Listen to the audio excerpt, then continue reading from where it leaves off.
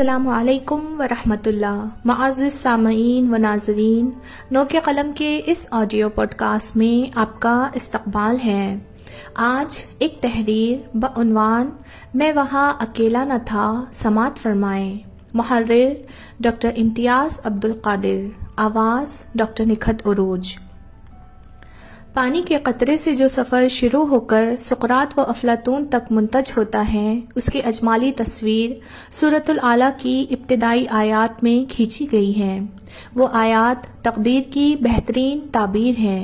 मैं भी उस कहानी का हिस्सा हूँ। हाल ही में मेरी कहानी मंजर पर आई, एक अनकही कहानी जो कि हम सब की कहानी है।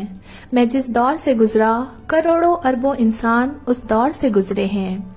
इब्तिदाए आफरीनत से सुबह क़यामत तक हर इंसान ऐसे ही तश्कील पाता है, लेकिन मेरी मुतजस्सिस तबीयत उस ताकत की खोज में रही जिसने मुझे उस दुनिया में भी अकेला न छोड़ा, मेरी हर ज़रूरत पूरी की। मैं ज़ईफ़ था, लाचार था, बेबस था।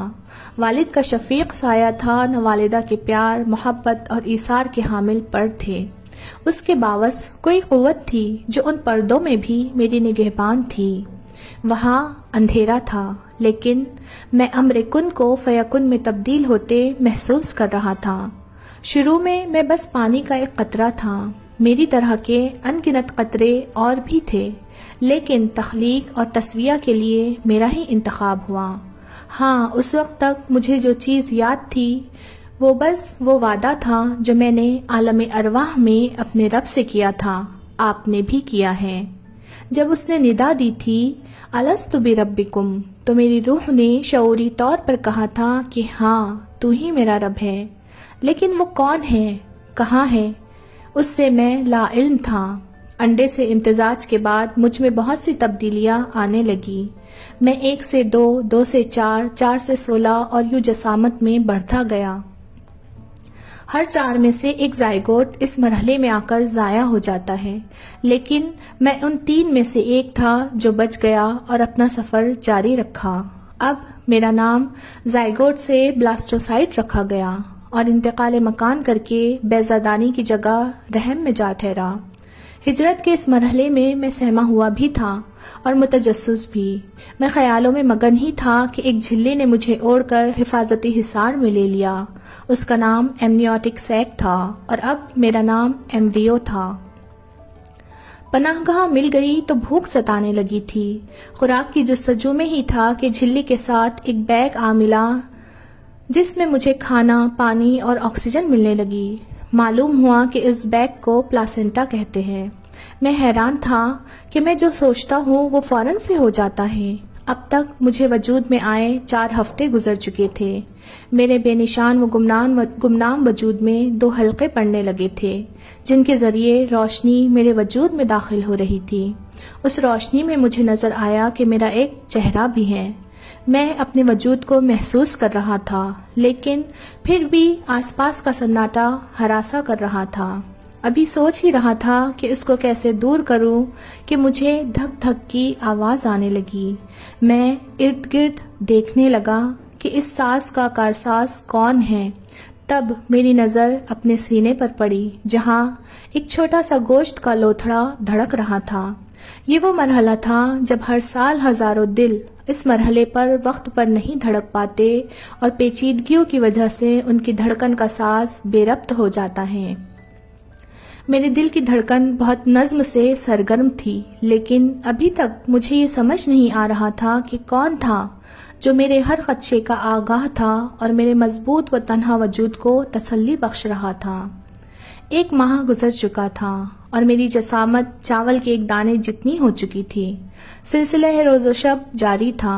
अगले 1 महीने में मेरे वजूद में 2 छोटे छोटे बाजू और टांगे जाहिर होने लगी थी। कुछ अरसे बाद मेरा दिमाग भी खल्क हुआ। मैं सोच रहा था, महसूस कर रहा था, उस एहसास को याद रख सकता था। ये महीना ख़त्म हुआ तो मेरे पास दिमाग था, दिल था, मैदा था, आंतें थीं। मैं खा सकता था, पी सकता था, सूंघ सकता था। मैं खुश था और शदीद हैरान भी, क्योंकि इस मुकाम पर आकर लातेदाद दिमागों और आसाब में कमी रह जाती है। मैं बहुत निहाल था। मेरा नाम बदलकर फिटस हो गया था। अगले 2 महीनों में मेरे हाथ, उंगलियां, जिगर, गुर्दे, कान और मुंह सब मुकम्मल हो चुके थे।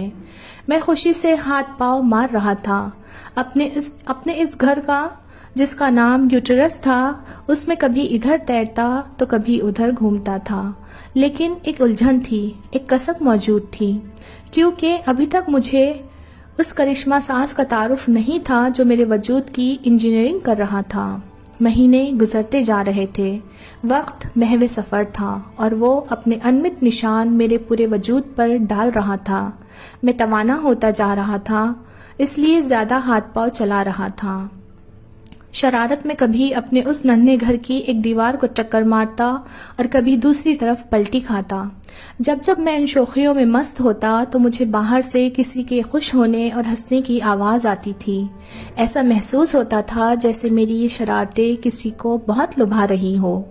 मेरा वजूद अंगड़ाई ले रहा था, एहसास तवाना हो रहे थे, पलके, नाखून, भवे और सर के बाल अपनी अपनी जगह ले रहे थे। हुस्न जमाल अपने कमाल को पहुंच रहा था, रगों में खून तैर रहा था। मुझ में अब ये एहसास पैदा हो रहा था कि कोई मुझे देखे, कोई मुझे सुने, मैं उठाया जाऊं, मैं खिलाया जाऊं। मेरा घर जहां मैंने 9 महीने गुजारे मुझसे बिछड़ने वाला था। मैं बादिले नाख्वास्ता उसे अलविदा कहने की तैयारी में था। मैं नई जगह जाने में खौफजदा था और पुरजोश भी। मेरे गिर्द झिल्ली सिकुड़ने लगी थी, पानी कम होने लगा था। ऐसा लग रहा था कि सब मुझे खुदा हाफिज कह रहे हो। मैं भी अश्कबार आंखों से हाथ हिला रहा था और फिर पलक झपकते में मुझे एक झटका महसूस हुआ। मैंने खौफ से आंखें मीच ली और जब आंखें खोली तो खुद को किसी की गोद में पाया। मैं घबराया, जी भर कर रोने लगा। मेरे आसपास लोग मेरे रोने पर एक दूसरे को मुबारकबाद देने लगे, मिठाइयाँ बांटने लगे। आज साल 2020 है, अक्टूबर की 7 तारीख। मगरिब की अजान ने दिन के उजाले को रुखसती का पैगाम पहुंचा दिया। सूरज ने अपनी किरणें समेट कर दिन के इख्तिताम का ऐलान कर दिया। तारीकी पुरसुकून चादर बिछाने लगी। थका हारा दिन चादर लिए ऊँग रहा था। ठंडी रात में आसमान पर तारे बादल के टुकड़ों से आँख मुचोली खेल रहे थे। चांद इशारों ही इशारों में कुछ बोल रहा था।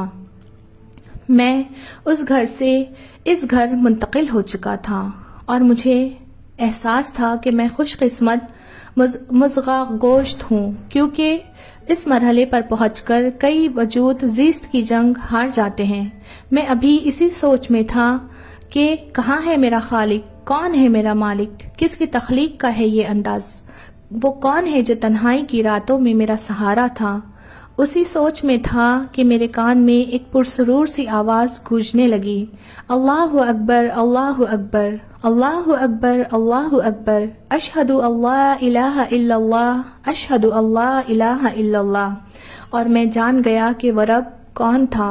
वो अल्लाह ही था जिसने उस झिल्ली को मेरे गिर्द लपेट दिया था, वहाँ उस तारीकी में मेरी खुराक का सामान कर दिया था, जिसने मुझे आज़ा बख्शे, दिल, दिमाग, जिगर और फेफड़े तख्लीक किए ताकि मैं सोच सकूं, महसूस कर सकूं, जिसने मुझे आंखें अता की, आंखों में बसारत और बसारत में खुद को जाहिर किया था।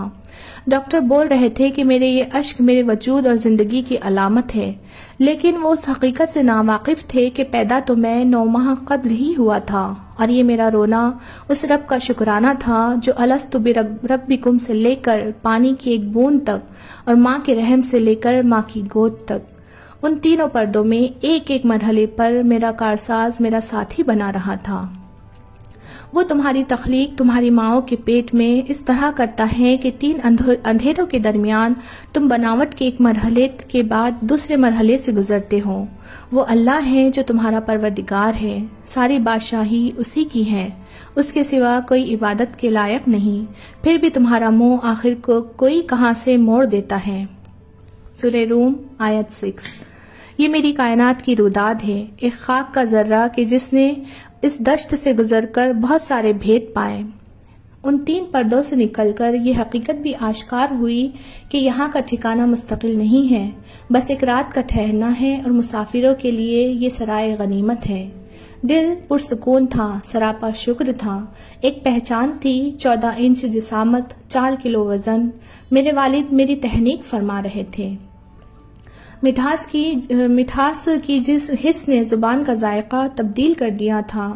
3 दिन बाद वालिद मोहतरम ने, जो कि अपने कलम की अजली प्यास बुझाकर मेरी ये कहानी सुपुर्द कलम करके आपको सुना रहे हैं। मेरा नाम उसैद अब्दुल हादी बिन इम्तियाज़ अब्दुल कादिर तजवीज़ किया। शुक्रिया। नौ के कलम, कश्मीर।